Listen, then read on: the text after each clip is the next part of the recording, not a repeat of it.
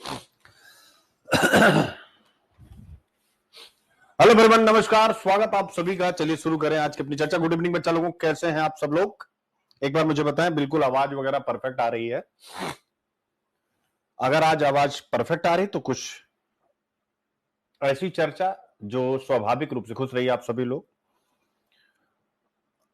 Deepika, Monika, Rani, Nitish, Sonu, Rahul, Shivangi, Preeti, Chhavi, Monika, each and everyone बच्चे। ठीक है, अब तो कमेंट ढेर सारे आने लगे। ठीक है, तो सब कुछ सही, यानी ऑडियो वीडियो बिल्कुल सही। चलिए, आज मेरे प्यारे बच्चों कुछ सिखाने जा रहा हूं आप लोगों को। सिखाता रोज ही हूं, लेकिन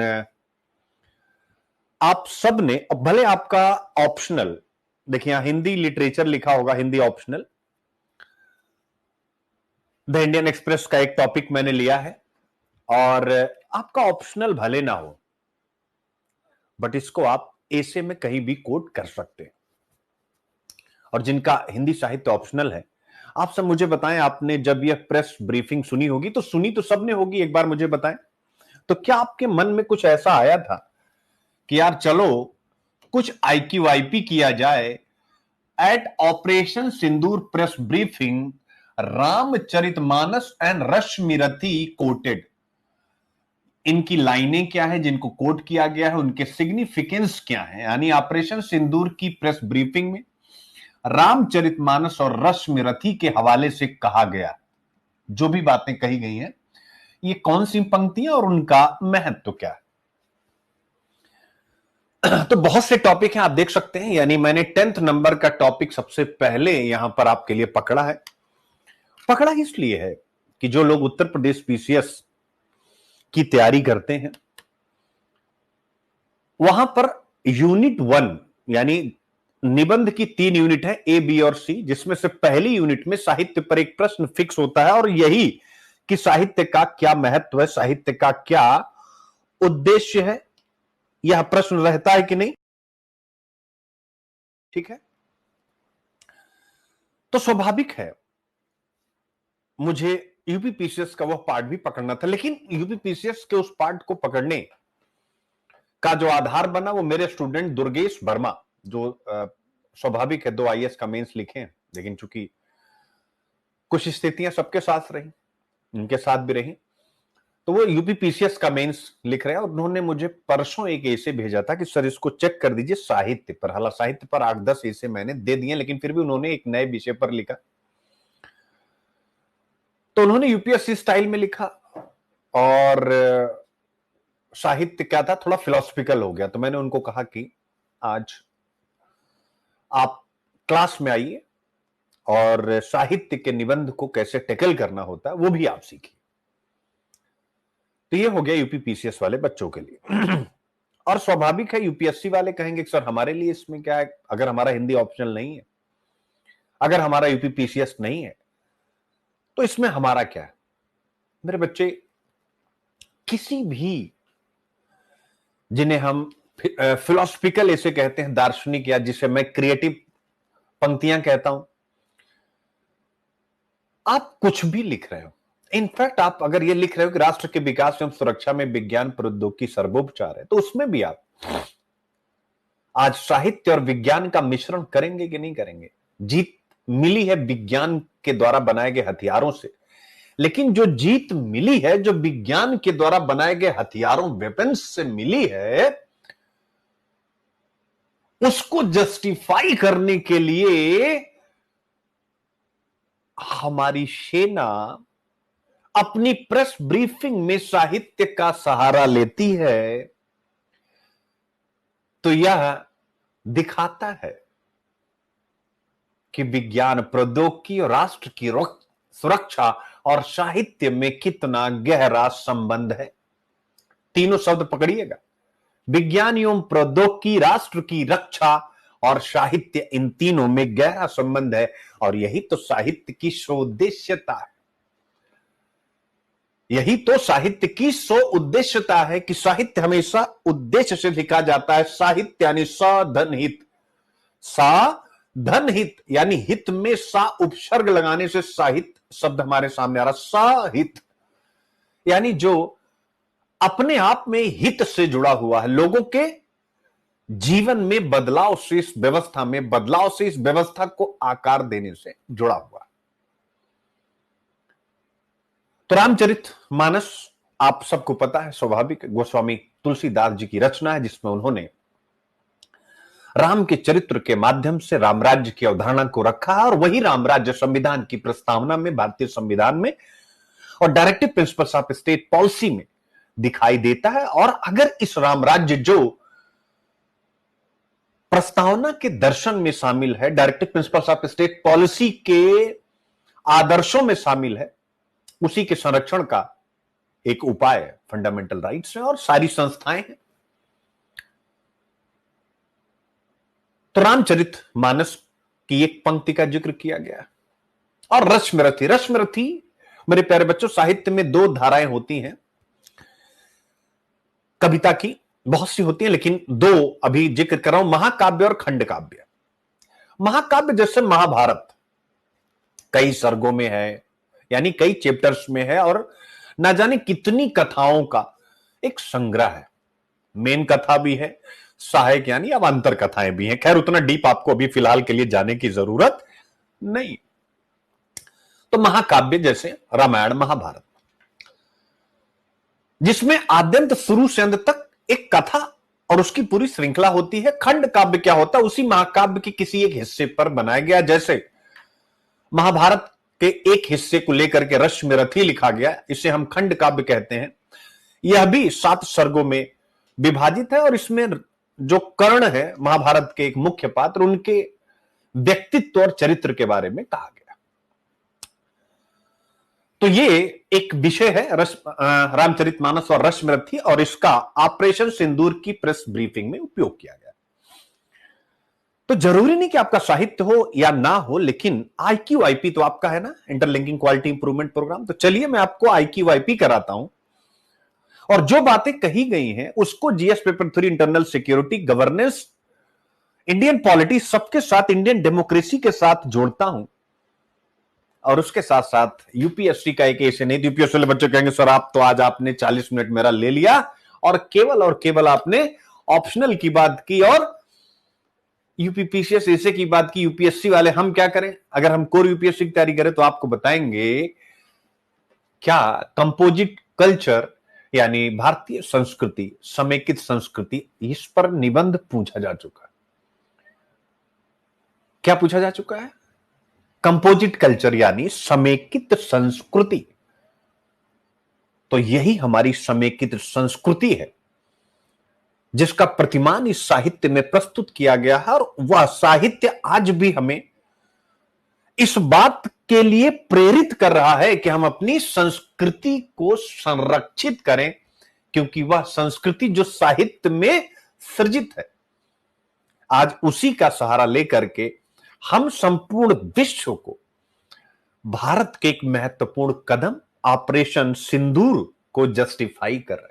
इसका मतलब हमारी संस्कृति, उस संस्कृति के अंतर्गत बहुत से तत्व होते हैं, उन तत्वों में से एक है साहित्य। उस साहित्य के सहारे भारतीय विदेश नीति, भारतीय रक्षा नीति अपने आप को जस्टिफाई कर रही है। अतः भारत की संस्कृतियों का संरक्षण अत्यंत महत्वपूर्ण है, साहित्य का संरक्षण अत्यंत महत्वपूर्ण। इसीलिए साहित्य अकादमी पुरस्कार है, ना जाने कितने कितने चीजें हमारे सामने मौजूद हैं। तो आप इसको कल्चर वाले इसी के साथ भी जोड़ सकते हैं। अब तो शायद आप सब भी खुश हो जाएंगे। तो आज हम सबसे पहले इसी टॉपिक की चर्चा करेंगे, बाकी फिर 14 टॉपिक और हैं उनके बारे में बात करेंगे। ऑपरेशन सिंदूर की प्रेस ब्रीफिंग में रामचरितमानस और रश्मिरथी के हवाले से कहा गया पंक्तियां और उनका महत्व, यह इंडियन एक्सप्रेस में छपा एक्सप्लेन पेज पे। अब आपके सामने देखिए, 12 मई 2025 को भारतीय सेनाओं के तीनों अंगों यानी एयरफोर्स, आर्मी और नेवी के वरिष्ठ अधिकारियों द्वारा ऑपरेशन सिंदूर पर एक संयुक्त प्रेस ब्रीफिंग दी गई। ठीक है, इसमें पाकिस्तान द्वारा आतंकवादियों का समर्थन किए जाने की आलोचना की गई और बताया गया कि भारत ने सिर्फ आतंकियों और उनके इंफ्रा को निशाना बनाया। इस प्रेस कॉन्फ्रेंस की शुरुआत रामधारी सिंह दिनकर और गोस्वामी तुलसीदास की कविताओं से हुई, जिसने पूरे घटनाक्रम को एक नैतिक और सांस्कृतिक परिप्रेक्ष्य प्रदान किया। which provided a moral and cultural perspective to the entire incident. Moral यानी नैतिकता, कि हम नैतिक हैं और हमने जो ऑपरेशन सिंदूर चलाया वह नैतिकता के मापदंडों पे, स्केल पर बिल्कुल सही है, और अपने उस सहीपन को साबित करने के लिए इन दोनों साहित्य का सहारा लिया है। और स्वाभाविक हमारे कल्चर की अभिव्यक्ति भी इससे होती है कि हम अपनी संस्कृति, अपनी धरोहर के आधार पर अपनी विदेश नीति, अपनी रक्षा नीति का निर्माण करते हैं। जब आप यह पढ़ेंगे, जो पीएसआईआर ऑप्शनल के स्टूडेंट हैं, और ऑब्वियसली जीएस के बच्चों को भी जानना चाहिए कि भारतीय विदेश नीति के निर्धारक तत्व, किसी भी राष्ट्र की विदेश नीति के, यानी किसी भी कंट्री की फॉरेन पॉलिसी के निर्धारक तत्व कौन कौन से होते हैं, तो उसमें आप देखोगे उस देश की संस्कृति भी होती।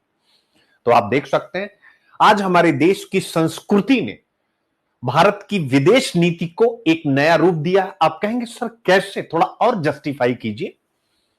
तो मेरे प्यारे बच्चों, कल अगर आपने प्रधानमंत्री जी का स्पीच सुना होगा, जरा ध्यान से पकड़िएगा, मैंने क्या बोला है, विदेश नीति को एक नया आयाम दिया गया है इन दोनों साहित्य के उदाहरणों के द्वारा।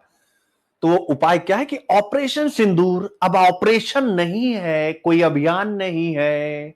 Operation Sindoor is a policy tool. Operation Sindoor अब भारत की एक नीति हो चुका है। और यह नीति क्या है? यह नीति है टेरर के प्रति, टेररिज्म के प्रति जीरो टॉलरेंस की नीति।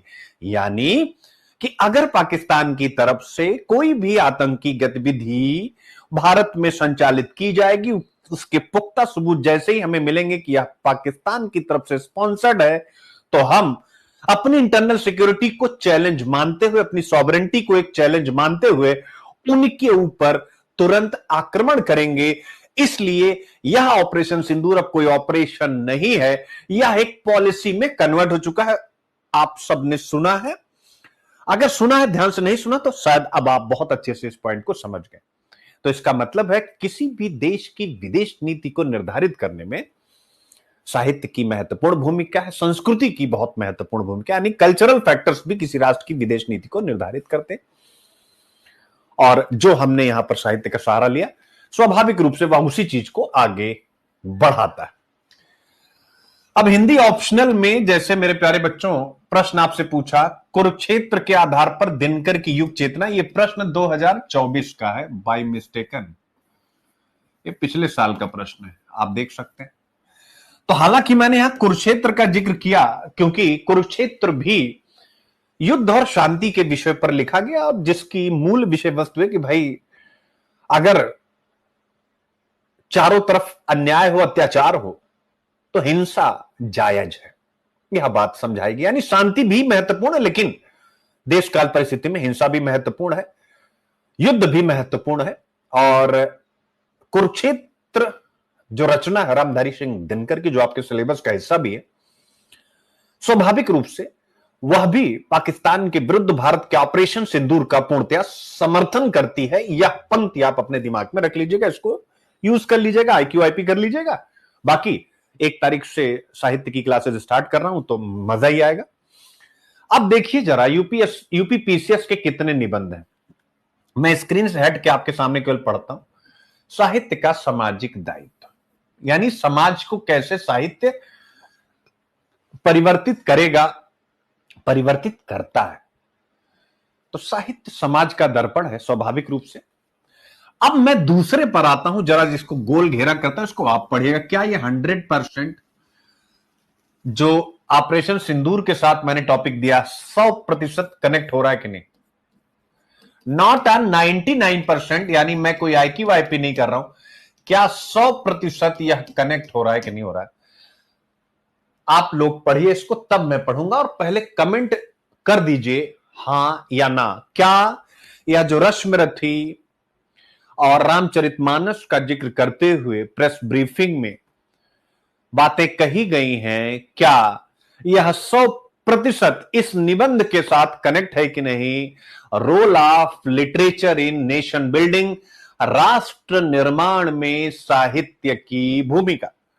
तो आप लिखेंगे जी हां, राष्ट्र निर्माण में साहित्य की महत्वपूर्ण भूमिका होती है, जिसका प्रत्यक्ष उदाहरण हम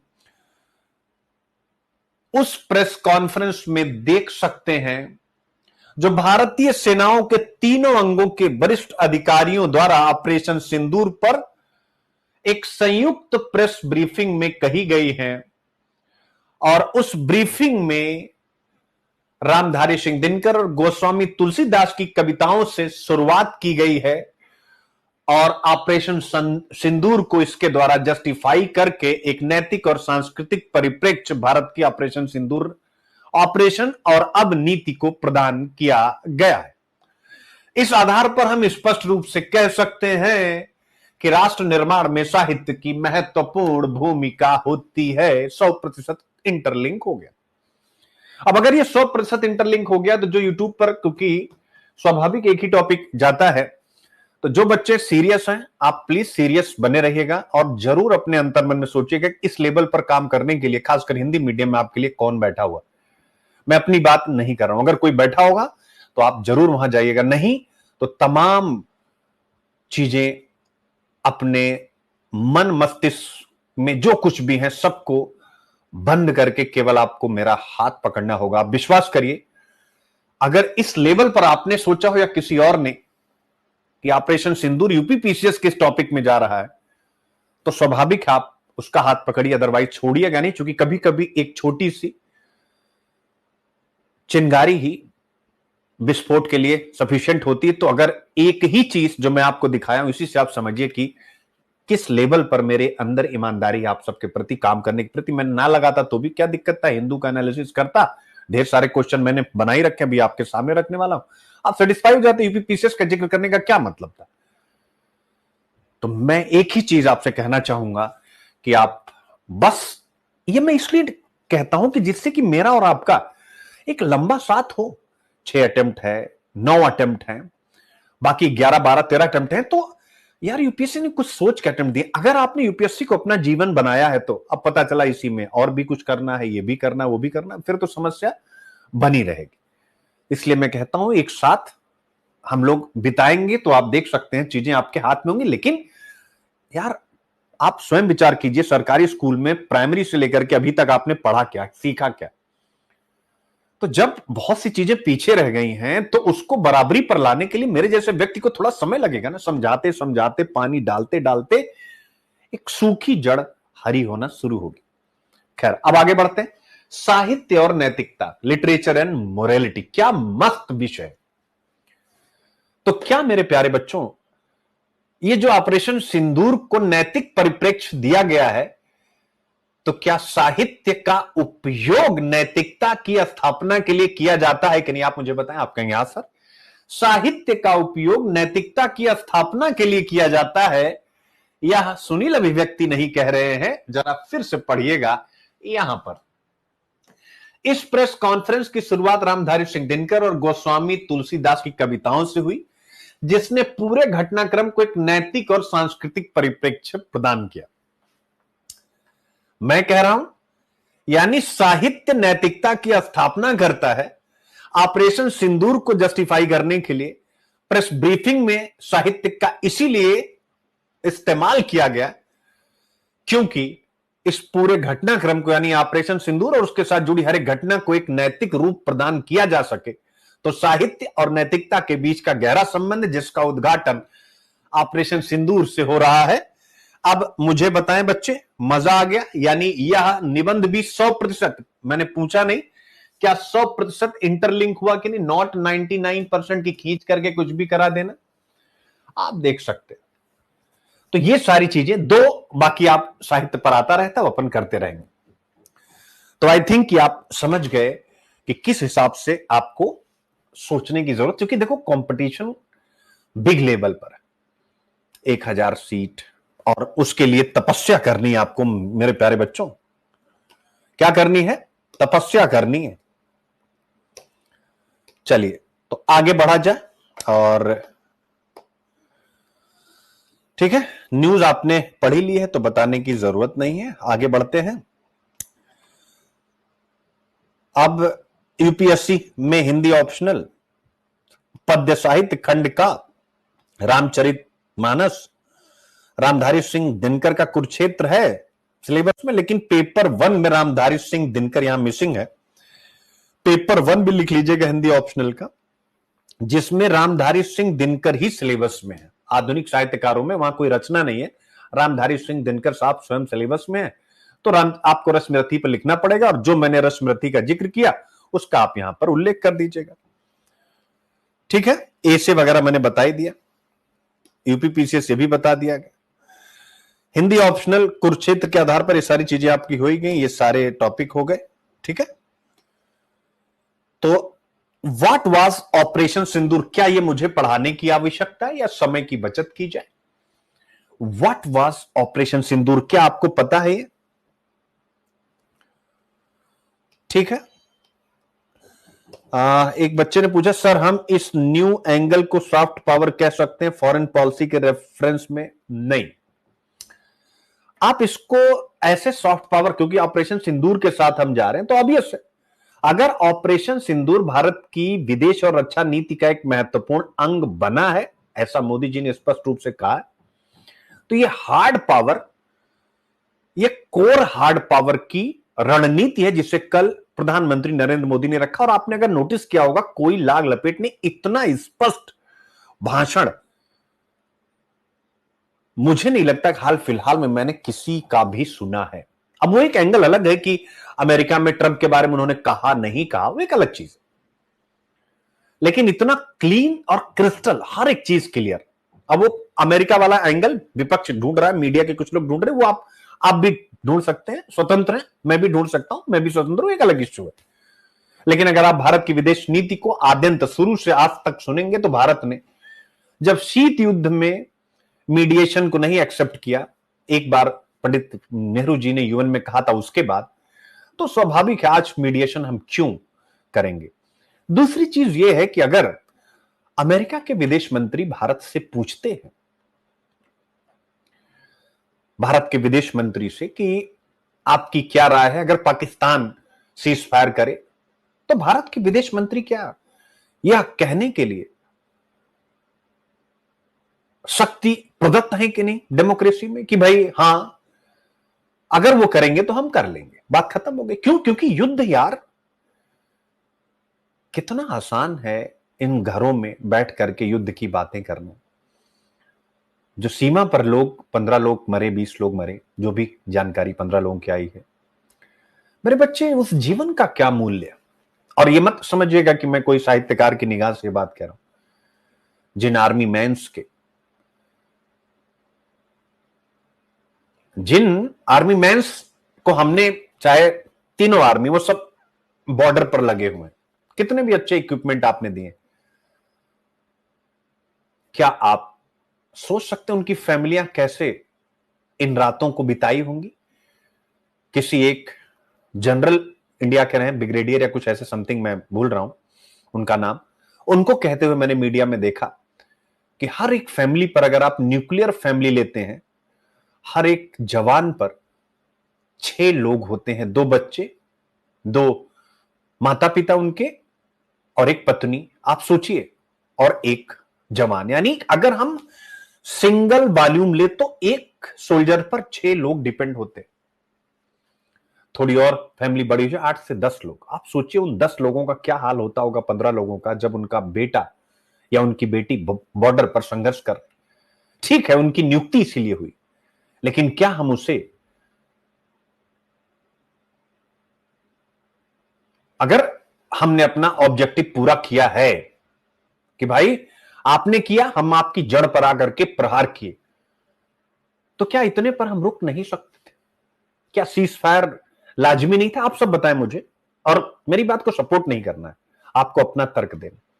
तो सीज फायर तो अच्छी चीज है। अब आता है आपके सामने कि भारत ने अपने ऑब्जेक्टिव कहां तक पूरे कर लिए। ठीक है बच्चों,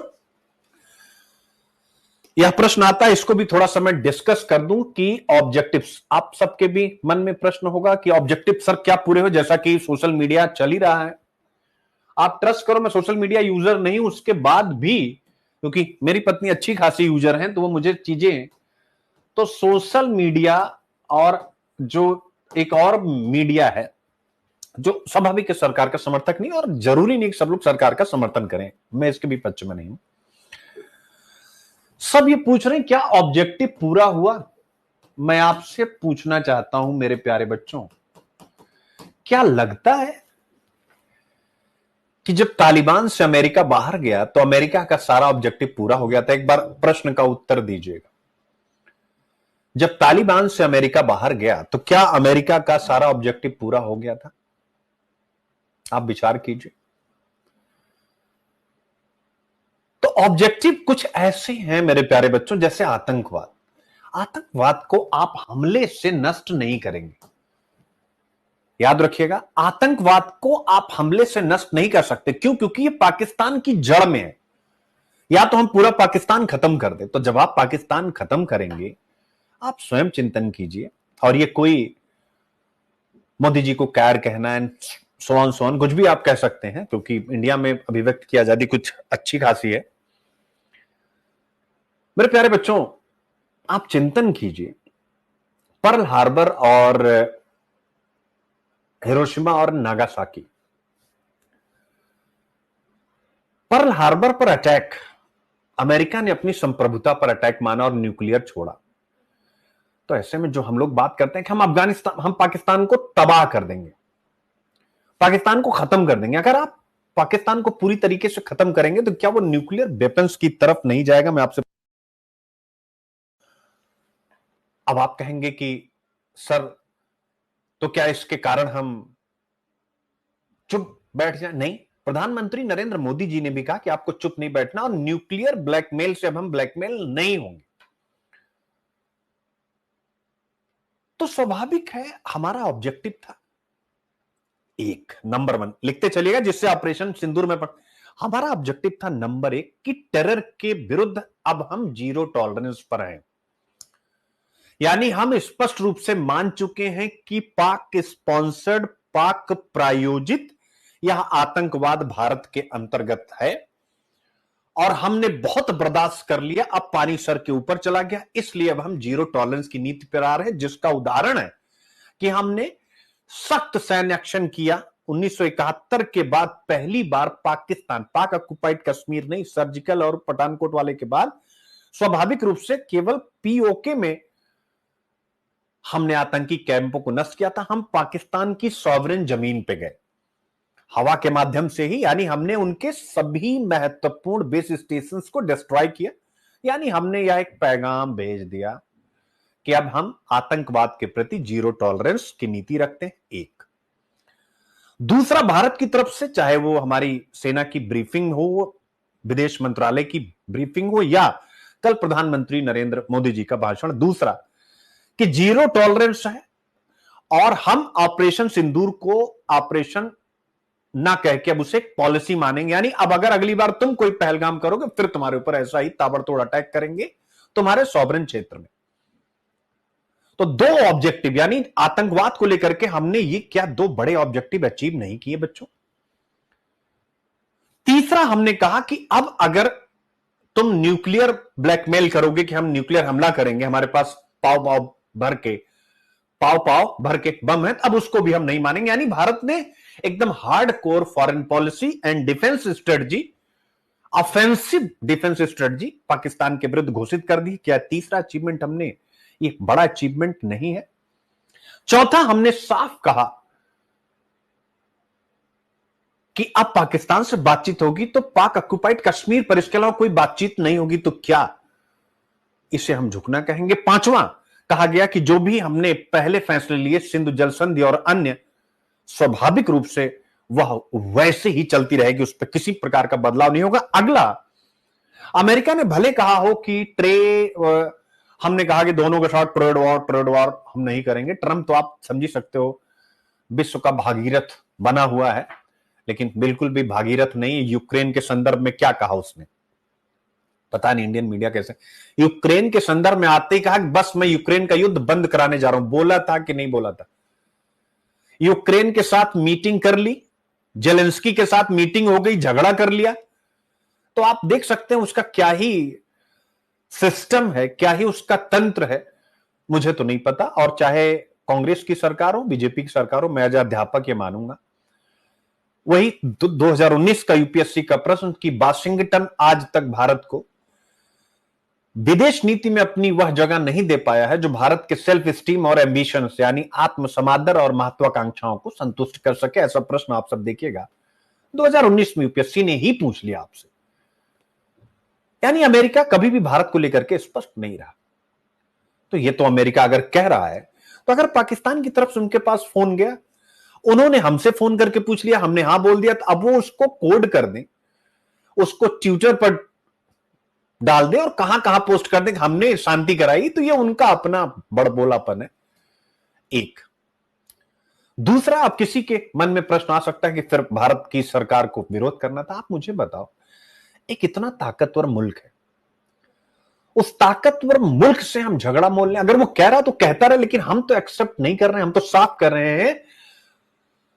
मिनिस्ट्री ऑफ एक्सटर्नल अफेयर ने आज फिर कहा कि कोई मीडिएशन संभव नहीं, और उधर से मीडिएशन, उधर से बातचीत आरंभ हुई, तब हमने शांति का रुख अपनाया। तो जरूरी है कि हम ट्रंप को और अमेरिका को खोल करके बड़ी बड़ी बातें कहते। कभी कभी डिप्लोमेसी में चुप रहना भी बहुत बड़ी डिप्लोमेसी होती है, याद रखिएगा। क्या है, इस शब्द को लिख लीजिएगा, कभी कभी डिप्लोमेसी में चुप रहना भी एक बहुत बड़ी डिप्लोमेटिक जीत होती है। इस चीज को आप हमेशा याद रखिएगा। तो ये सारे ऑब्जेक्टिव्स हमने ऑपरेशन सिंदूर से अचीव किए कि नहीं बच्चों? क्या आप सब इसके अगेंस्ट है? अब जो कुछ प्रश्न सोशल मीडिया या मीडिया के थ्रू उठ रहा है, जो भी जैसे रवीश कुमार ऐसे लोग कि भाई अमेरिका कैसे आ गया, अमेरिका कैसे आ गया, उस पर आप चर्चा करते रहिए। सभी स्वतंत्र हैं और सभी की चर्चाओं का स्वागत होना चाहिए। ठीक है, पॉइंट इज क्लियर बच्चे? तो ऑपरेशन सिंदूर और उससे जुड़ी हुई कुछ और बातें मैंने आपके सामने क्लियर करी, जिससे कि आप छोटी छोटी बातें भी अच्छे से समझ पाए। तो ऑपरेशन सिंदूर आप सबको पता है। अब वो पंक्तियां क्या थी आपके सामने लेके आता हूं। रामधारी सिंह दिनकर की पंक्तियां हैं, जब नाश मनुज पर छाता है पहले विवेक मर जाता है। तो पाकिस्तान का विवेक को इंग्लिश में क्या कहते हैं? विजडम, आपको याद होगा। और विजडम फाइंड्स ट्रुथ, यानी विवेक सत्य को पहचानता है। लेकिन अगर आप में विजडम नहीं है कि विवेक मर गया है, तो स्वाभाविक है जिसका विवेक मर जाता है वो सही क्या है गलत क्या इसके बीच का अंतर कर नहीं पाता, और समय के साथ उसका अंत जरूर सुनिश्चित होता है। कोई भी हो जिसे यह लगता है कि वो बहुत बड़ा है, लेकिन अगर विवेक उसके अंदर का गया तो स्वाभाविक है या उसके नाश की शुरुआत होती है। तो जब नाश मनुज पर छाता है, यानी मनुष्य, मानवता, समाज, जब उसका विवेक मर जाए तो उसका नाश होता है। और यही पाकिस्तान को संदेश दिया गया कि हमने पाकिस्तान का नाश कर दिया, यानी पूरे पाकिस्तान को हमने एयर स्ट्राइक का केंद्र बना दिया। सारे एयर डिफेंस सिस्टम हमने तोड़ दिए, सब कुछ, पूरा पाकिस्तान हमारी एयरफोर्स की जद में था। तो हमने नाश किया, लेकिन क्यों किया? क्योंकि उसका विवेक मर गया था और वो आतंकी गतिविधियों को लगातार भारत में बढ़ावा दे रहा और कहने के बाद मानता नहीं। तो पहली पंक्ति ये, आई होप आप समझ गए हैं। दूसरा है,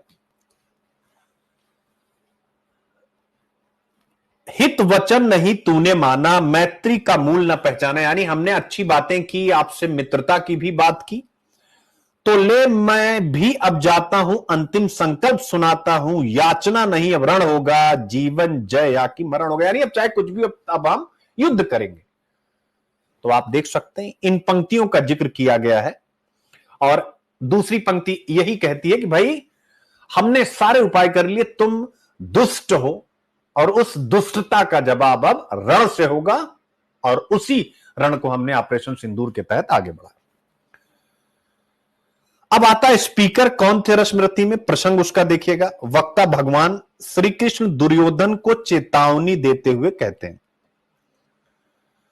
सीन क्या है, श्री कृष्ण पांडवों के लिए मात्र 5 गांव मांगते हैं। दुर्योधन अहंकारवश इनकार कर देता। अक्सर मैंने जिक्र किया है, भारतेंदु हरिश्चंद्र ने अपने नाटक भारत दुर्दशा में भी, सोचिए साहित्य की ताकत कितनी बड़ी है कि यहां पर दुर्योधन नेगेटिव पात्र के रूप में इस्तेमाल हो रहा और वो नेगेटिव पात्र था भी, लेकिन उस नेगेटिव पात्र को भारत दुर्दशा में पॉजिटिव पात्र की तरह प्रस्तुत किया गया है भारतेंद्र हरिश्चंद्र के द्वारा। यानी समय और परिस्थिति के साथ देखिए कैसे उन्होंने साहित्य को बदला।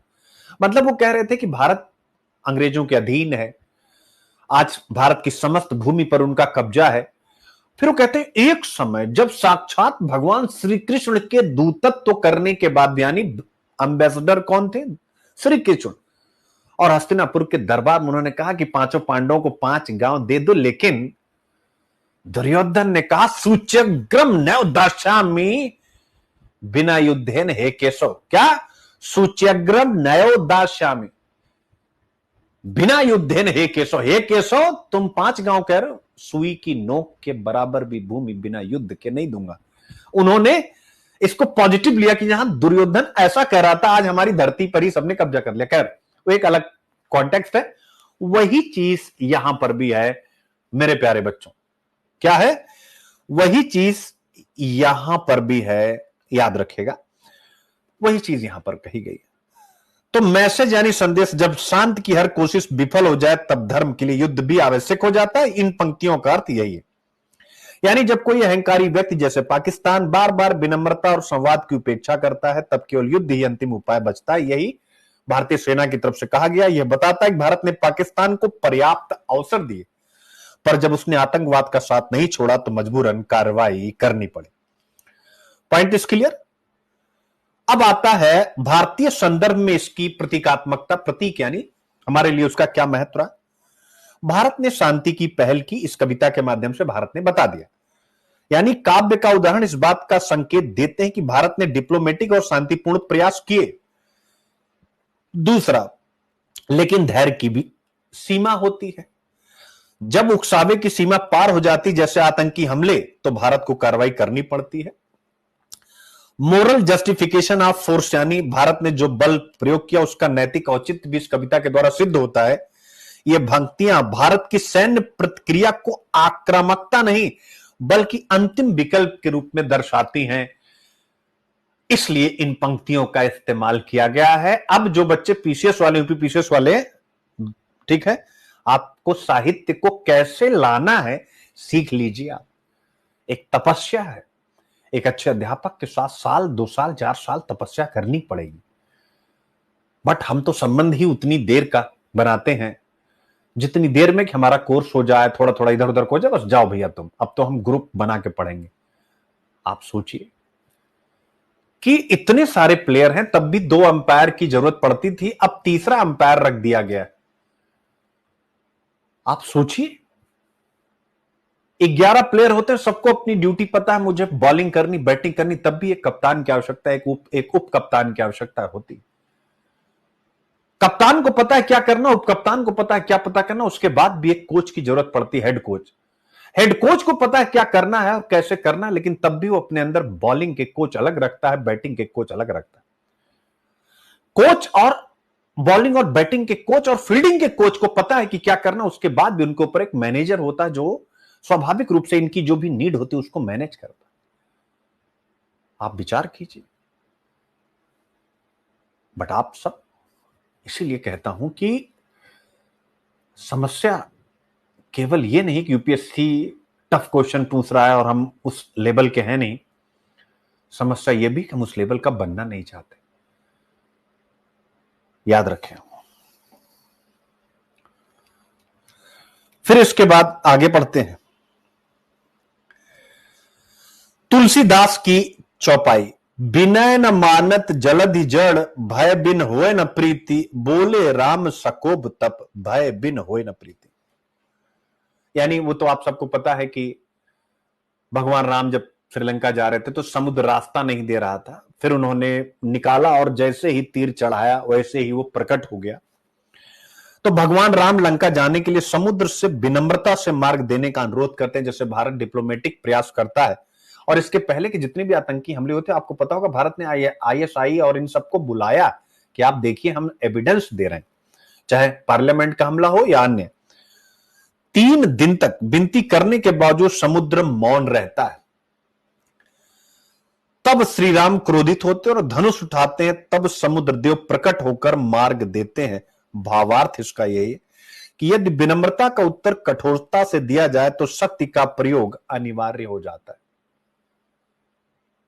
भय बिन होय न प्रीत का अर्थ है कि जब तक सामने वाला आपकी शक्ति से परिचित नहीं होगा तब तक मित्रता या सम्मान टिकाऊ नहीं होता। गजब की पंक्ति, और भारत ने यह एहसास करा दिया। अब आइए इन पंक्तियों का स्ट्रेटेजिक सिग्निफिकेंस यानी रणनीतिक महत्व तो समझते हैं। एस्पेक्ट्स है डिटरेंस डॉक्ट्रिन यानी भयादोहन सिद्धांत, हिंदी में आप इसे, ठीक है। भयादोहन का सिद्धांत क्या, यानी भय उत्पन्न करो। केवल विनम्रता और याचना से काम नहीं चलता, शक्ति का प्रदर्शन आवश्यक है। इंडिया ने इन पंक्तियों, एक तो पहले डेटरेंस डॉक्ट्रिन इन पंक्तियों से दिखाई दे रहा है। दूसरा, इंडियाज मैसेज टू पाकिस्तान। छवि कह रही है कि हिंदी लिटरेचर में भी आईक्यूआईपी होता है। मुझे बड़ी तकलीफ हुई इसकी, इस बात से, क्योंकि तुमने बेटा हिंदी साहित्य का लेक्चर तो मेरा देखा ही होगा और तुम्हें अभी तक आइडिया ही नहीं लगा कि आईक्यूआईपी होता है। बच्चे और भी जो हैं जो हिंदी साहित्य पढ़ चुके, एक बार जरा कमेंट करिए कि पहला लेक्चर लेता हूं हिंदी साहित्य की प्रासंगिकता, जब चार्ट बनाता हूं तो सस्टेनेबल डेवलपमेंट गोल के ना जाने कितने टारगेट और सब कुछ लगा देता हूं कि नहीं। या यूट्यूब पर आप देखेंगे तो मैंने कई वीडियोस बनाए, सस्टेनेबल डेवलपमेंट गोल और कबीर, सस्टेनेबल डेवलपमेंट गोल और सूरदास, सस्टेनेबल डेवलपमेंट गोल और तुलसीदास। और आप कह रहे हो कि आज आपको पता लगा कि आईक्यूआईपी होता है। एक बार बच्चे, इस बच्चे को थोड़ा सा समझाएं कि बेटा ये तो आप बिल्कुल, इसका मतलब आपने शायद हिंदी के लेक्चर देखे नहीं या आपने मन से नहीं देखे, क्योंकि हर एक अगर यार वो पूछ ही रहा है, ऐसा नहीं मैं कबीर की वर्तमान प्रासंगिकता बताइए, क्या ही मैं बताऊं यार। मेरी तो यही ताकत है बेटा, लिटरेचर में मेरी यही ताकत। पता नहीं तुमने कैसे पढ़ा या अभी नहीं पढ़ा, तुम नहीं हो, पता नहीं। इंडियाज मैसेज टू पाकिस्तान, या हो सकता है तुमने भाषा खंड से शुरुआत की। भारत ने पहले शांति की पेशकश की, जैसे राम ने 3 दिन की याचना करी, पर जब अनसुनी हुई तो सैन्य संकेत दिए गए। भय बिन होए न प्रीति, प्रेम और शांति तभी टिकते हैं जब डर या परिणामों का बोध होता है। आई होप आप समझ गए। दिनकर की एक और पंक्ति, क्षमा शोभती उस भुजंग को जिसके पास गरल हो, उसको क्या जो दंतहीन विषरहित विनीत सरल। यानी माफी या क्षमा की सुंदरता तभी जब उसके पीछे शक्ति हो। कमजोर की क्षमा की कोई कीमत नहीं होती और इसीलिए हमने क्षमा किया और सीज फायर कर दिया। आप देख सकते हैं मेरे प्यारे बच्चों। अब इससे क्या क्या सांस्कृतिक संदेश जाने। सांस्कृतिक संदेश क्या गया? सभ्यतागत लोकाचार, नैतिकता, धर्म निवारण में क्रिया को अंतर्निहित करता है। ठीक है, तो वही सारी बातें जो हमने पाकिस्तान को पीछे संदेश दिया, उसी की यहां पर समरी लिखी हुई है, तो आपको इसमें, और कंक्लूजन। इन उद्धरणों के माध्यम से भारत ने एक स्पष्ट संदेश दिया कि शांति प्रिय होने के बावजूद आवश्यकता पड़ने पर निर्णायक कार्रवाई की जाएगी। यह विचार कौटिल्य और आधुनिक रणनीति दोनों में मूल है। शांति के लिए भय आवश्यक है और कूटनीति की नींव शक्ति पर ही टिकी होती है। इसके माध्यम से भारत ने हार्ड पावर का संकेत भी दिया है, यह बिल्कुल सही बात। मजा आया बच्चों?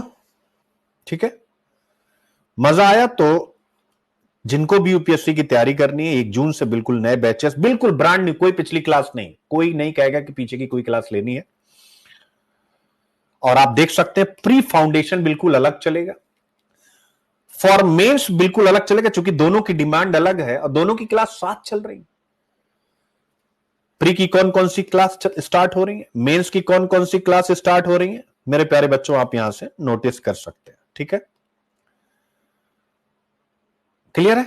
तो आप सब जरूर जुड़े। पहला प्लेटिनम है जिसमें मेंटरशिप शामिल है, मेंटरशिप की तरफ जरूर जाएं अगर आपकी आर्थिक स्थिति ठीक है। और आर्थिक स्थिति का सारा कोर्स अगर आप मिला देंगे इसमें प्री मेंस सबकी टेस्ट सीरीज भी है, तो बहुत ही सस्ते में पड़ रहा है। डायमंड, या केवल जीएस पढ़ना चाहते हैं वो भी अवेलेबल है। केवल ऑप्शनल पढ़ना चाहते हैं, हिंदी और हिस्ट्री की क्लास मैं स्वयं लेता हूं, बाकी की मैं मेंटरशिप देता हूं, जैसे पीएसआईआर, सोशियोलॉजी, एग्रीकल्चर, इनकी मैं मेंटरशिप देता हूं। अगर केवल ऐसे पढ़ना चाहते हैं, 1 जून से उसकी भी क्लासेस स्टार्ट है, और मेंस की मेंटरशिप जो अभी चलेगी, आज मैंने उसका पूरा प्रोग्राम बना लिया है, और कोर्स 7 है सीसेट की मेंटरशिप, अगर आपको चाहिए वो भी आप ले सकते हैं। ये हमारा कॉन्टेक्ट नंबर है और ये हमारी वेब लर्निंग ऐप है, इसे आप डाउनलोड कर सकते हैं। हाँ गीता, बिल्कुल बेटा। ठीक है, अब आते हैं ब्रेटन वुड्स जुड़वा और अमेरिकी नियंत्रण। अगला टॉपिक आपके सामने आता है मेरे प्यारे बच्चों, ब्रेटन वुड जुड़वा, और ये सारा एड वगैरह है, आप देख सकेंगे, तो मैंने बता ही दिया है। ठीक है, ये आर्टिकल हिंदू बिजनेस लाइन में छपा है, आप देख सकते हैं। लेख में चर्चा की गई कि किस प्रकार अमेरिका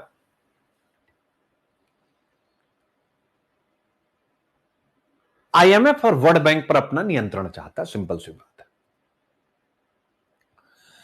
यह लेख में चर्चा की गई किस प्रकार अमेरिका एक संरक्षणवादी और लेन देन संबंधी विदेश नीति दृष्टिकोण, यानी जैसे टैरिफ और वो सारी चीजें, प्रोटेक्शनिज्म, जैसा कि ट्रंप के कार्यकाल में देखा गया है, के तहत आईएमएफ और विश्व बैंक पर नियंत्रण बनाए रखना चाहता है। वह उनसे बाहर निकलना नहीं चाहता, बल्कि वह चाहता है कि वर्ल्ड बैंक और आईएमएफ में थोड़ा सुधार करके और उससे अमेरिका के पक्ष में और मोड़ दिया जाए, जो कि अभी भी अमेरिका के पक्ष में ही मुड़ा हुआ। ब्रेटन वुड्स ट्विन, यानी जैसे 2 बच्चे होते हैं, ट्विंस होते हैं ना, वैसे ही ब्रेटन वुड यानी एक स्थान अमेरिका में जहां पर इन दोनों का जन्म हुआ, आईएमएफ और डब्ल्यूटीओ, इसीलिए इसको ब्रेटन वुड ट्विंस कहा जाता है। ब्रेटन वुड एक स्थान का नाम है। दोनों संस्थान एक साथ पैदा हुए, इसलिए उन्हें जुड़वा कहा जाता है। वर्ल्ड बैंक और आईएमएफ स्वाभाविक है विश्व के सबसे ताकतवर फाइनेंशियल इंस्टीट्यूशन है। विश्व में कहीं पर भी वित्तीय संकट की स्थिति उत्पन्न होती, इन्हीं दोनों से उस देश को सहायता प्राप्त होती है, आप सबको पता है। तो स्वाभाविक है जो सहायता देता है, उस सहायता देने वाले संस्थान पर जिसका सबसे गहरा नियंत्रण होता है, तो स्वाभाविक है सहायता प्राप्त करने वाला देश उस ताकतवर देश की नीति के स्वाभाविक रूप से अधीन रहता है। जैसा पाकिस्तान, अमेरिका आज कह दे कि सब लोग खड़े हो जाओ और नाचो, विश्वास करें, मुनीर से लेकर के आर्मी चीफ, कहना नहीं चाहिए, हर एक देश का आर्मी चीफ अपने आप में सुप्रीम होता है, लेकिन वो जिहादी है, स्वाभाविक है। तो भारतीयों को भी ये समझना होगा, आप सभी हिंदू, मुस्लिम, सिख, ईसाई, जैन, बौद्ध, जितने अपने भाई बंधु, सबको ये समझना होगा कि वो जिहादी जनरल है और पाकिस्तानी की इस्लामिक स्टेट। तो जिहादी जनरल, स्वाभाविक है, जिहाद एक भावना है ना, वो उसको प्रचारित प्रसारित करने की कोशिश करेगा। अदरवाइज तुर्की ऐसा देश जो पाकिस्तान को अपना भाई मानता है, बड़ी तकलीफ की बात है, वो भारत को क्यों नहीं मानता? पाकिस्तान से अधिक तो मुस्लिम बंधु भारत में, और भारत के मुस्लिम दुनिया के सबसे अच्छे मुस्लिमों में से एक है। मैं नहीं कह रहा हूं कि दुनिया के अन्य मुस्लिम अच्छे नहीं, हम सबको अपनी जीवा पर हमेशा कंट्रोल होना चाहिए बोलने पर, क्योंकि किसी भी व्यक्ति के स्वाभिमान को पुश करना, ये हमारी और आपकी आदत होनी नहीं चाहिए। लेकिन तुर्की स्वाभाविक रूप से उसके सपोर्ट में रहता है। इंडिया के मुस्लिम्स का क्या, जिनको वो मार रहा है, जिनको वो बांटना चाहता है। तो मैंने कहा कि अभी अगर ट्रंप की तरफ से संदेश जाए कि सब लोग नाचो, तो वो नाचेंगे कपड़ा निकाल करके, लेकिन फिर कहेंगे कि हम इसलिए नाच रहे क्योंकि हमने भारत को हरा दिया। बहाना वो निकाल लेंगे, लेकिन नाचना क्योंकि ऊपर से आया है संदेश, तो वो नाचेंगे। क्यों? आपने खुद ही देखा कि युद्ध के समय उन्हें आईएमएफ से फंड मिला, हालांकि वो प्रोसेस पहले की थी, इसीलिए कटोरा भी ये सब पाकिस्तान के साथ इस्तेमाल किया जाता है, क्योंकि आजादी के बाद उसकी भी ग्रोथ अच्छी थी हमारे जैसे, लेकिन आजादी के बाद भारतीय लोकतंत्र तमाम मुश्किलों के बाद भी भाषाई आधार पर विभाजन का संकट, इतना जातीय भेदभाव, इतना सांप्रदायिकता, लेकिन धीरे धीरे भारत इन तमाम सामाजिक, उसके साथ साथ आर्थिक समस्याओं से निपटता हुआ आज विश्व का एक मजबूत देश बना है। कहीं से इसमें कोई गुंजाइश नहीं है, कोई भी कहने में मुझे या आपको गुरेज नहीं। लेकिन पाकिस्तान समय के साथ गिरता चला गया। 70 तक हम मान सकते हैं, 70 के पहले तक एक कमोबेश ठीक ठीक स्थिति थी उसकी भी, लेकिन उसके बाद धीरे धीरे उसका डाउनफॉल स्टार्ट हुआ, क्योंकि सैन्य शासन और कट्टरपंथ जिसकी घुट्टी उसने पी है, जिसे पिलाया है, अकॉर्डिंग टू, मैंने आप लोगों के एक ग्रुप में शॉर्ट्स भी भेजा था, जिसमें वो जो याल्दा हैं, मिस याल्दा उनका क्या नाम था, जिन्होंने पाकिस्तान के डिफेंस मिनिस्टर का इंटरव्यू लिया था, और उस इंटरव्यू में उन्होंने जब कहा कि पाकिस्तान स्पॉन्सर कर रहा है टेररिज्म, तो उन्होंने कहा हाँ, इसके पहले हमारे यहां बढ़ावा किसने दिया? पहले अमेरिका ने दिया, ब्रिटेन ने दिया। उन्होंने ये बात बोल दी, शायद आपको याद होगा। तो स्वाभाविक रूप से तालिबान को बढ़ाने की जिम्मेदारी अमेरिका ने पाकिस्तान को ही तो सौंपी थी, कि रशिया का नियंत्रण खत्म हो, अमेरिका का नियंत्रण चालू। लेकिन पाकिस्तान ने स्वाभाविक, अगर पाकिस्तान मजबूत रहा होता, पॉइंट को पकड़ेगा, 70s 80s में अगर वो मजबूत रहा होता, जैसे भारत भी हिंदू ग्रोथ रेट एक नाम दिया गया था, वो नाम अच्छा नहीं लेकिन फिर भी दिया गया था, तो 2 से 3% की जो हमारी जीडीपी ग्रोथ रेट थी, हम भी तो कमजोर थे। मतलब आप 90s के डिकेड में हम पहुंचे नहीं, 80s के लास्ट में हम कोलैप्स हो गए, हमारे पास एक हफ्ते का भी बैलेंस ऑफ पेमेंट नहीं रह गया था, भुगतान करने की शक्ति खत्म हो चुकी थी। हमने भी आईएमएफ से मदद ली, ऐसा नहीं कि वही ले रहा है, लेकिन हमने मदद ली। आईएमएफ जब मदद देता है तो उस भाई वो पैसा किसका? अमेरिका का पैसा, सबसे अधिक मात्रा में। तो अमेरिका की नीतियों को हमें मानना भी पड़ता है। वो डायरेक्टली आईएमएफ की होती है, लेकिन इनडायरेक्टली वो अमेरिका की होती है।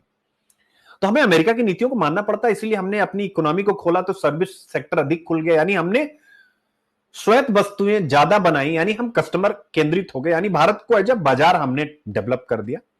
इंडस्ट्रियल बेस हमारा बन नहीं पाया, उसके पीछे बहुत से रीजन, उसमें आईएमएफ और उसकी शर्तें भी शामिल होती हैं, याद रखिएगा। क्योंकि आईएमएफ कहता है कि हमारा पैसा जो आपको दिए हैं बेल आउट पैकेज, ये पैसा आप सोशल सेक्टर पर नहीं खर्च कर सकते। सोशल यानी हेल्थ पर, एजुकेशन पर, स्किल पर। अब अगर आप हेल्थ, एजुकेशन, स्किल पर नहीं खर्च करेंगे तो आपके यहां पर ह्यूमन रिसोर्स डेवलप नहीं होगा। ह्यूमन रिसोर्स डेवलप नहीं होगा तो इंडस्ट्री कहां से बनाएंगे आप? वर्कर बनाएंगे आप? तो खैर, ये एक लंबी बातचीत हो गई। तो मूल विषय वस्तु यही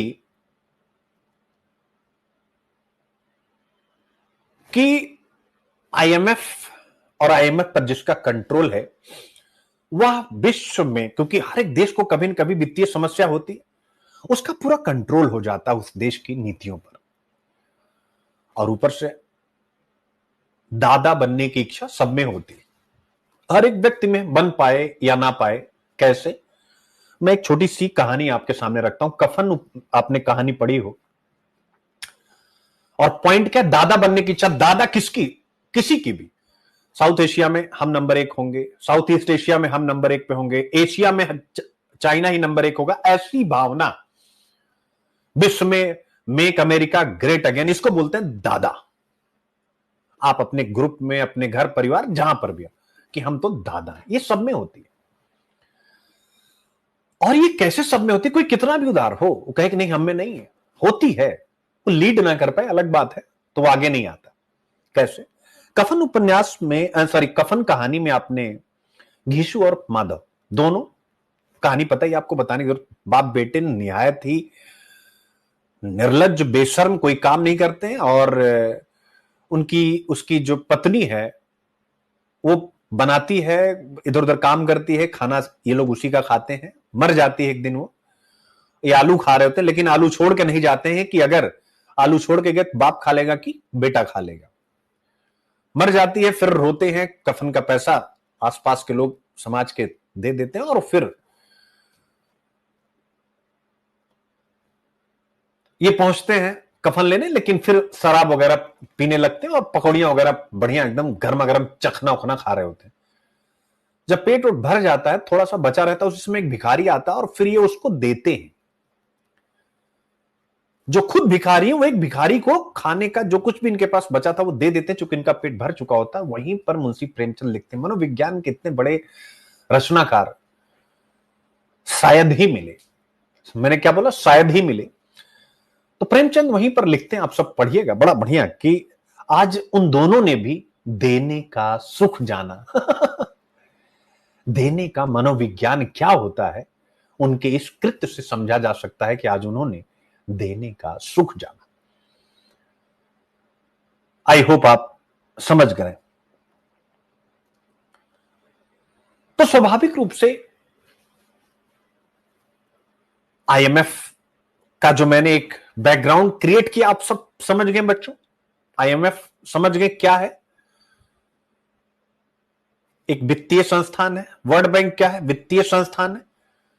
अमेरिका चाहता है कि अब नए ढंग से उस पर हमारा कंट्रोल और बढ़े, जिससे कि हम पूरे विश्व के दादा बने। जहां पैसे की जरूरत वहां आईएमएफ पैसा देगा, वर्ल्ड बैंक देगा, लेकिन दादागिरी हमारी चलेगी। किससे कितना ब्याज लेना है उसका निर्धारण हम करेंगे। मुखौटा होगा आईएमएफ और वर्ल्ड बैंक, और अब मेक अमेरिका ग्रेट अगेन की रणनीति पर आगे चलेंगे। जैसा कि सोवियत के पतन के बाद यूनिपोलर वर्ल्ड के रूप में हम अकेले ही संपूर्ण विश्व पर रूल करते थे। यही चीज यहां पर दी गई है। आई होप आप समझ गए हैं पूरा का पूरा विषय मेरे प्यारे बच्चों। अब आपको क्या इसमें जानना है? अब यही जानना है कि आईएमएफ क्या है, वर्ल्ड बैंक क्या है। आईएमएफ में जो भी लेन देन होता है, या आईएमएफ का फंड आता कहां से? जैसे आईएमएफ क्या है? विश्व का फाइनेंशियल इंस्टीट्यूशन। वर्ल्ड बैंक विश्व का बैंक है। तो जैसे हमारा बैंक हमारे लिए काम करता है, वैसे ये संपूर्ण विश्व के देशों के लिए काम करने वाली संस्थाएं और बैंक है। लेकिन इनके पास पैसा कहां था? ऑब्वियस है, बड़े राष्ट्रों की सहायता, यानी सभी जो सदस्य राष्ट्र हैं सभी सहायता देते हैं। लेकिन स्वाभाविक है, सभी राष्ट्र कितना दे पाएंगे? तो अमेरिका देता है, चाइना देता है, ब्रिटेन देता है, इस प्रकार से इंडिया भी देता है। और जो देश जितना देता है उसका वोट के माध्यम से, वोट मतदान, उसके हिसाब से उसका उतना प्रतिशत होता है। तो जिसका ज्यादा हिस्सा, उसका ज्यादा नेतृत्व, उसकी उतनी ज्यादा बातें मानी जाएंगी।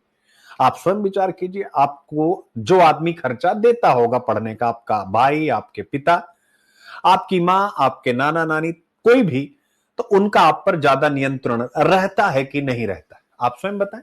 यही विषय यहां पर डिस्कस किया गया। अमेरिका चाहता है कि आईएमएफ और वर्ल्ड बैंक पर उसका नियंत्रण अब और बढ़े, ऐसा ट्रंप की इच्छा है। और ट्रंप की इच्छा तो क्या ही है, दादा बनने की। इसलिए उसने कह दिया कि हमने ही युद्ध बंदी कराई है।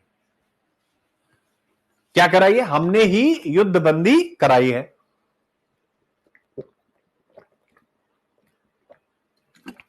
तो अमेरिका तो भैया ठीक है, आप ही ने कराई, आप खुश रहिए, लेकिन हम अपनी फॉरेन पॉलिसी में मीडिएशन चाहते नहीं। सिंपल सी बात है। ठीक है, तो यही चीज डिस्कस यहां किया गया, बाकी आप खुद ही पढ़ेंगे। क्लियर बेटा? यस। जैसे देखो, बहुत आप लोगों को तेज होना पड़ेगा। हल्का सा बताऊं, यस सर क्लियर, तब जा करके चीजें मजा देंगी। नहीं तो फिर वही है भैया, लाइफ चल रही है बट सिलेक्शन नहीं हो रहा। अभी हमने कल आईएमएफ पर सब कुछ कंटेंट दिया भी था, आपको याद होगा, दिया था कि नहीं दिया था? तो ब्रिटेन वुड जुड़वा संतानें क्यों? तो क्यों हम पढ़े, जीएस पेपर 2 आईआर देख सकते हैं। महत्वपूर्ण अंतरराष्ट्रीय संस्थाएं, एजेंसियां, मंच, उनकी संरचना। मजा आ गया? आईएमएफ और वर्ल्ड बैंक सीधा इसके साथ कनेक्ट है। अमेरिका की नीति और उसका प्रभाव, इस पर मैंने क्वेश्चन भी बना दिया। इकोनॉमी के साथ यह विषय जुड़ा ही हुआ है। ठीक है, फिर स्टेट पीसीएस आपके सारे लगे ही हुए हैं। 2013 देख लीजिए आप। यही ताकत है इन आर्टिकल्स की। विश्व बैंक और आईएमएफ, जिन्हें सामूहिक रूप से ब्रेटन वुड्स इंस्टीट्यूशन के नाम से जाना जाता है। The World Bank and the IMF collectively known as the Bretton Woods institution, दुनिया की आर्थिक और वित्तीय व्यवस्था की संरचना का समर्थन करने वाले दो अंतर सरकारी स्तंभ हैं। सतही तौर पर वर्ल्ड बैंक और आईएमएफ कई सामान्य विशेषताओं को प्रदर्शित करते हैं, फिर भी उनकी भूमिका, कार्य और मैंडेट यानी दोनों में क्या क्या डिफरेंसेस हैं, दोनों का क्या रोल है, दोनों के क्या फंक्शन है, ये आपसे पूछा है। तो आज हम कुछ इस आर्टिकल के माध्यम से सीख लेंगे और कुछ फिर और किसी आर्टिकल से। तो कॉन्टेक्स्ट आपने पढ़ ही लिया कि पूर्व अमेरिकी राष्ट्रपति डोनाल्ड ट्रंप ने कहा था ये दोनों पक्षपाती संस्थाएं हैं जो अमेरिकी हितों को प्राथमिकता नहीं देती हैं। पूर्व यानी जब वो अपने पहले टर्म, पूर्व का मतलब क्या हो गया, फर्स्ट टर्म, ठीक है। हालांकि अमेरिका का इन संस्थाओं से हटने का कोई इरादा नहीं, इसके बजाय वह इनमें ऐसा सुधार करना चाहते जिससे उसका प्रभुत्व बना रहे, मेरे प्यारे बच्चों, ठीक है, याद रखें। Point is clear.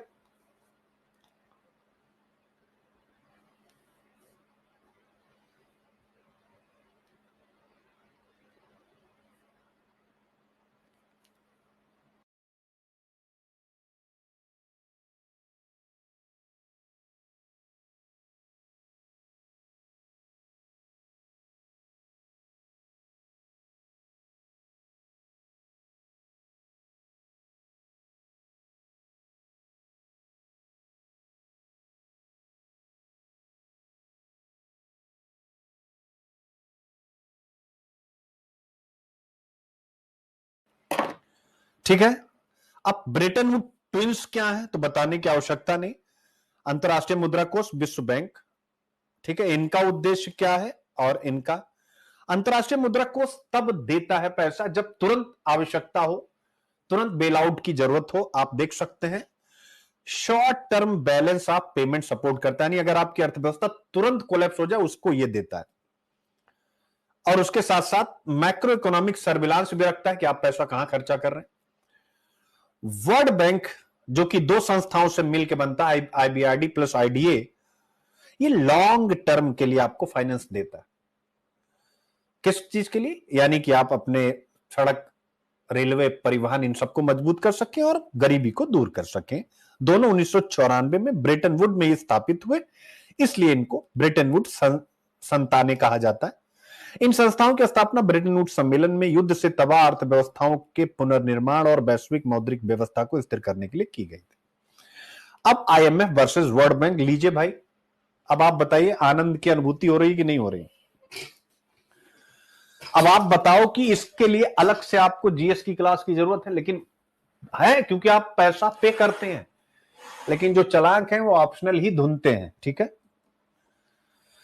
Full name IMF, world bank, कब बने दोनों, इनका हेडक्वार्टर कहां है, इनके सदस्य कितने हैं, इनका मेन गोल क्या है, इनका फोकस एरिया क्या है, इनका फंडिंग सोर्स क्या है, ठीक है, ये कौन सी करेंसी में काम करते हैं, इनका ऋण देने का नेचर क्या, शॉर्ट लॉन्ग, क्या क्या स्थितियां ये जिनको भी पैसा देते हैं उनके ऊपर आरोपित करते हैं, कौन इनसे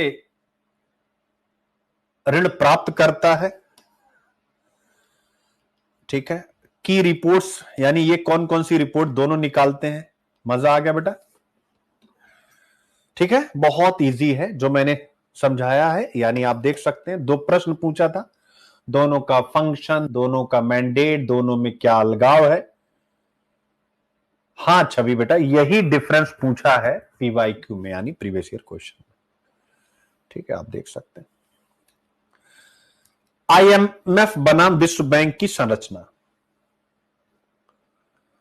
ठीक है, तो आप देख सकते हैं बोर्ड ऑफ गवर्नर्स आईएमएफ में भी और वर्ल्ड बैंक में, स्ट्रक्चर, संरचना कैसी होती है दोनों की वो भी बताई गई है।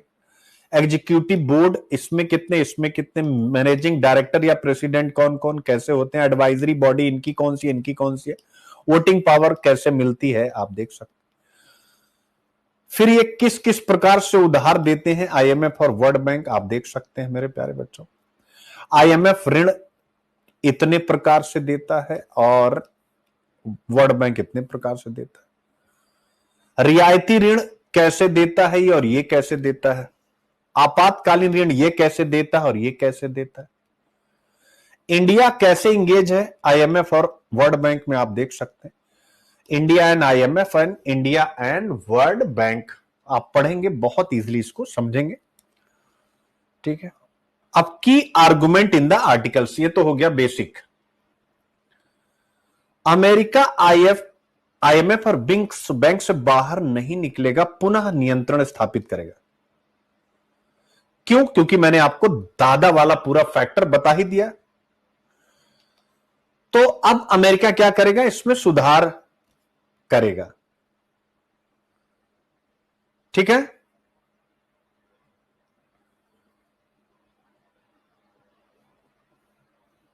उसमें वो कुछ चाहेगा कि किस तरीके से वो अपनी आर्थिक स्थिति बढ़ा करके और आईएमएफ और वर्ल्ड बैंक को और सहायता समर्थन दे, चीन के प्रभुत्व को कमजोर करे। फिर आता है वोटिंग पावर और बीटो की पावर किसके पास कितनी है। अमेरिका की अगर आप देखते हैं, अमेरिका का आईएमएफ में आप देख सकते हैं वीटो 85%, क्योंकि सारा पैसा 16% वोट शेयर है, 85% यानी वीटो करने की पावर इसकी। यानी आईएमएफ में इसके बगैर अकेले इसकी अनुमति के बिना आप किसी से पैसा नहीं ले, मतलब किसी को पैसा मिल ही नहीं सकता। इसीलिए मैंने कहा कि अमेरिका कहेगा तो लोग नाचेंगे। यूएस है वीटो पावर यहां पर, क्योंकि हालांकि वीटो पावर जैसी कोई नहीं, लेकिन इतना ज्यादा उसका शेयर है, इतना ज्यादा पैसा दे रहा है कि उसकी स्थिति वीटो पावर जैसी हो चुकी। वर्ल्ड बैंक में इसके पास है 15.8%। ठीक है, यहां पर भी वीटो करने की उसकी शक्ति, यानी इसीलिए आपने देखा होगा कि इंडिया चाइना इन लोगों ने मिल करके न्यू डेवलपमेंट बैंक या ब्रिक्स बैंक बनाया था। अगर आपको याद हो तो ब्रिक्स बैंक इसीलिए बना था क्योंकि ये जो अमेरिका वाली हैं, इस पर अमेरिका का ही पूरा कंट्रोल है। ठीक है, वही चीज यहां पर हिंदी में बताया गया। इसके विपरीत चीन की आईएमएफ में हिस्सेदारी इतनी % है और विश्व बैंक में इतनी %। ठीक है, और कोटा रिफॉर्म हो नहीं रहा, नहीं तो अगर कोटा रिफॉर्म हो तो अब चाइना और अन्य देशों का इंडिया का हिस्सा बढ़ेगा। अमेरिका के सहयोगी अक्सर मिलकर मतदान करते हैं, जिससे यहां पर वेस्टर्न डोमिनेंस रहता है। आप देख सकते हैं यूएस डोमिनेट करता है यहां पर, कैसे करता है आप देख सकते हैं। ठीक है, तो बस यानी पूरा का पूरा कंट्रोल उसका वहां पर बना हुआ। ठीक है, क्लियर बेटा? कोई डाउट यहां तक एक बार आप पूछ सकते हैं। ठीक है, न्यूनतम वित्तीय प्रतिबद्धता, अधिकतम नियंत्रण।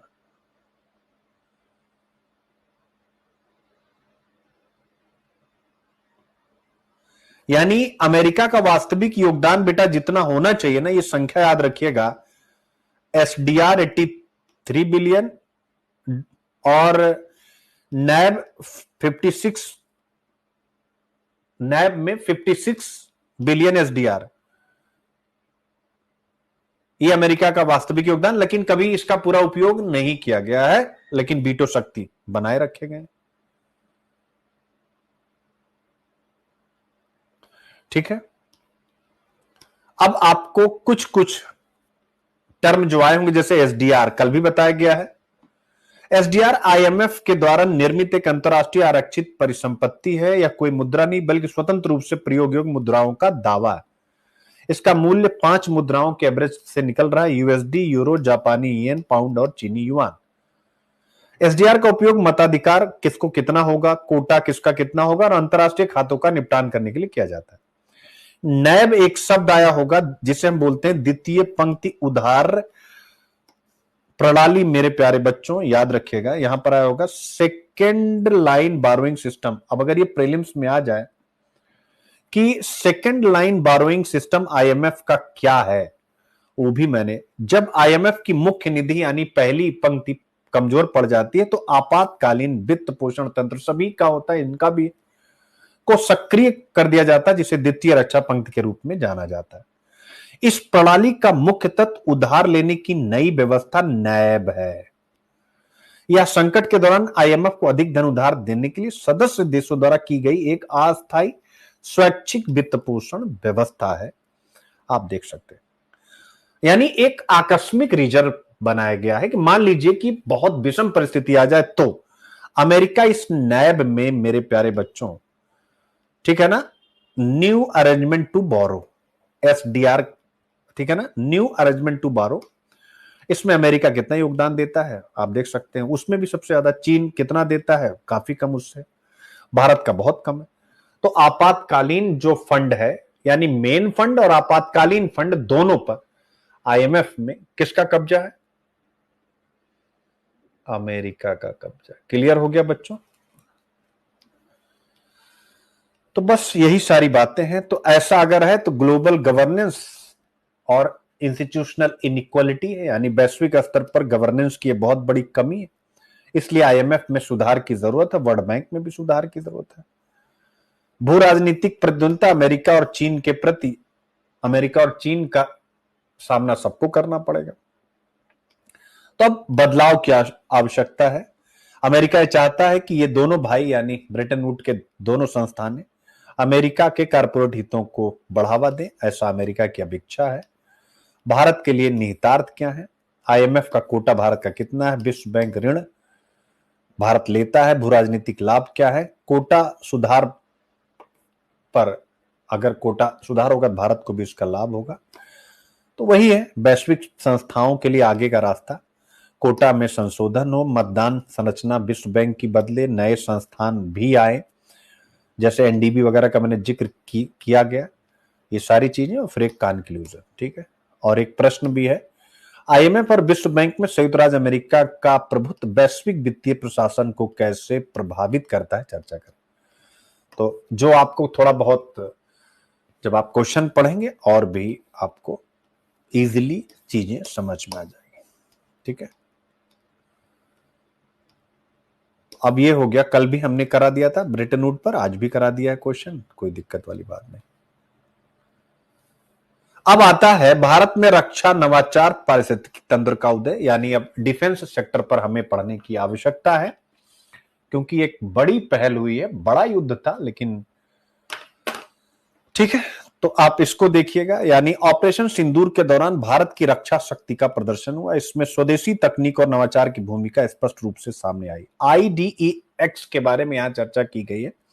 आईडीएक्स यानी इनोवेशन फॉर डिफेंस एक्सीलेंस, और स्टार्टअप आधारित सिस्टम जैसे स्काई स्ट्राइकर जो ड्रोन है, इन दोनों की भूमिका पर यहां चर्चा की गई है। तो बेटा जो भी है, इसको नवाचार आर्थिक समृद्धि और सामाजिक कल्याण का अपरिहार्य निर्धारक, किसी भी राष्ट्र के विकास एवं सुरक्षा में विज्ञान प्रौद्योगिकी की भूमिका। तो ये ड्रोन है, और ये IDX innovation for defence excellence, यानी डिफेंस में बहुत अच्छा करें उसके लिए इनोवेशन का हमने एक प्लान बनाया था। इन दोनों का यहां पर जिक्र किया गया है, इसको आपको पढ़ना है फॉर प्रीलिम्स भी, और उसके साथ साथ GS paper 3 science and technology, विज्ञान एवं प्रौद्योगिकी में भारतीयों की उपलब्धियां। तो भाई इस ऑपरेशन सिंदूर ने और अब ऑपरेशन पॉलिसी ने स्वाभाविक रूप से इस आर्टिकल को तो जीवंत कर दिया है। तो साइंस एंड टेक का मैंने रख दिया है। ऑब्वियस है, इस साइंस टेक के इक्विपमेंट को हम बेचेंगे तो हमारी जीडीपी भी बढ़ेगी, क्योंकि युद्ध के बाद ही आपकी चीजों की, जैसे ब्रह्मोस हमारी जितनी सफल रही, आकाश हमारा जितना सफल रहा, तो जो इंडिया के देसी जो हमारे ड्रोन सक्सेसफुल रहे, तो ऑब्वियस अब इसकी भी मार्केट बनेगी। गवर्नेंस तो स्वाभाविक है, सरकारी नीतियों का ही परिणाम। 2014 में डिफेंस सेक्टर में एफडीआई को लाया गया था, काफी ज्यादा ओपन किया गया था डिफेंस सेक्टर को, जो कि स्ट्रेटेजिक सेक्टर मान करके अभी तक एफडीआई के लिए लगभग बहुत कम विंडो दी गई थी, लेकिन यहां पर दी गई। तो यूपीएससी ने प्रश्न पूछा, वैसे ही स्वाभाविक एक युद्ध है, में भी यहां से कोई प्रश्न बने। तो आईडीएक्स और डीप टेक के बारे में चर्चा है, आप इसको पढ़ेंगे, बहुत इजी है, ठीक है। एंटी ड्रोन सिस्टम जैसे स्वदेशी रूप से विकसित प्रणालियों का हमने सफल उपयोग किया, जिसका नाम है स्काई स्ट्राइकर लोइटरिंग म्यूनिशन, यानी जो ड्रोन आ रहे थे उनको इससे हम मार दे रहे थे, ठीक है। तो आईडीईएक्स क्या है, इसकी डेफिनेशन क्या है, डीप टेक क्या है, वो सब मैंने आपको पहले भी पढ़ा रखा है। लॉइटरिंग सुसाइड ड्रोन, एक ड्रोन है जो जाएगा, स्ट्राइक करेगा और वही खत्म हो जाएगा, और पाकिस्तान कहेगा बल्ले बल्ले बल्ले, ये तो मैंने मार दिया, मैंने मार दिया। Open innovation, defence India startup challenge, ये सारी चीजें आपके सामने आ गई हैं। ठीक है, ओके।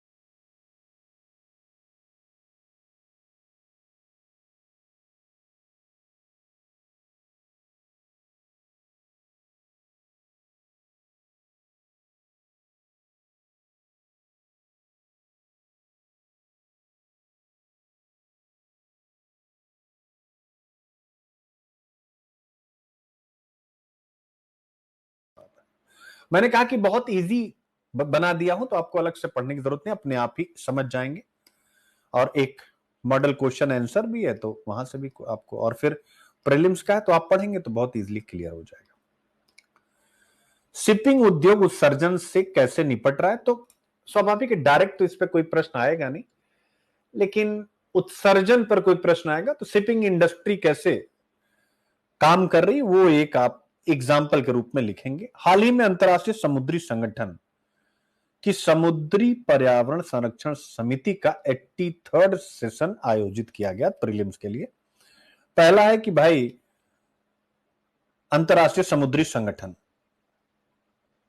इसका लक्ष्य यही था कि शिपिंग से जो ग्रीन हाउस गैस का उत्सर्जन हो रहा है उसको कैसे कम किया जाए, रोका जाए, जो वर्तमान में वैश्विक उत्सर्जन का लगभग 3%। और इसमें एक ऐतिहासिक निर्णय लिया गया कि 2027 तक हम एक मार्केट बेस्ड मैकेनिज्म बनाएंगे। अब मार्केट बेस्ड मैकेनिज्म यानी कि हम सबके ऊपर जिम्मेदारी डालेंगे कि जो है उत्सर्जन कम करें, और जिन प्रोडक्ट्स की शिपिंग होगी और जिनमें उत्सर्जन कम होगा उनको कुछ लाभ दिया जाएगा। इसी को बोलते हैं, यानी जो ग्रीन हाउस एमिशन पर अच्छा काम करेंगे, स्वाभाविक है बाजार से उनको कुछ लाभ मिलेगा। वो कैसे होगा वो विषय है चर्चा का। तो संरक्षण जीएस पेपर 3 बताने की जरूरत नहीं, आप इसको कर ही लेंगे। ग्रीन शिपिंग क्यों मायने रखती है? क्योंकि इससे बहुत ज्यादा उत्सर्जन होता है। बहुत इजी है, आप 1 मिनट में इसको पढ़ लेंगे। एज ए एग्जाम्पल यूज होगा, केवल प्रीलिम्स के लिए ये टॉपिक महत्वपूर्ण है, क्योंकि डायरेक्ट ऐसा कोई प्रश्न आने वाला नहीं। पीएम श्री योजना के क्रियान्वयन को लेकर केरल और केंद्र के बीच टकराव, तो भैया प्रीलिम्स ले लो। अब यहां से सब पीएम श्री योजना, अब इस पे आपको प्रीलिम्स के क्वेश्चन उनकी प्रैक्टिस कर लीजिएगा। मोस्ट फेवर्ड नेशन शब्द चर्चा में था इंडियन एक्सप्रेस में, तो मोड फेवर्ड नेशन पर क्वेश्चन बना दिया गया। इससे जो नए बच्चे हैं आपका कॉन्सेप्ट भी क्लियर हो जाए। क्रॉस रिवर गोरिल्ला, अब देख लीजिएगा। तपनली ओरंगुटान 25 सबसे लुप्त प्राइमेट में से एक रिपोर्ट, अब उसके बारे में सारा बता दिया गया। ठीक है। ICIMOD, लुप्त हो चुके याला ग्लेशियर की याद में उच्च ऊंचाई पर आयोजित समारोह में श्रद्धांजलि देगा।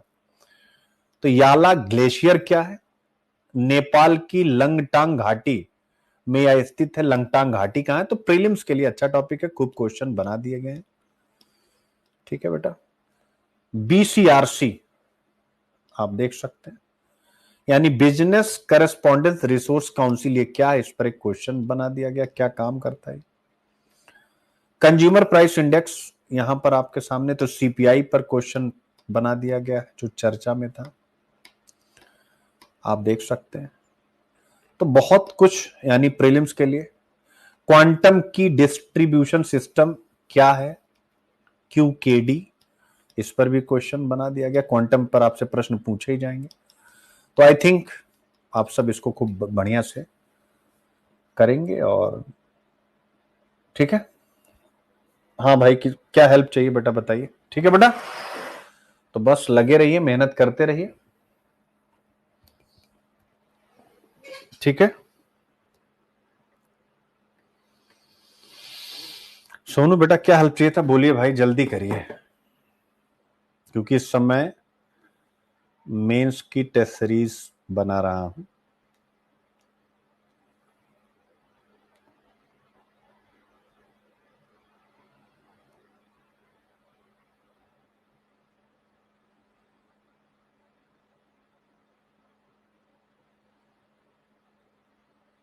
अरे बाय बच्चों, थैंक यू।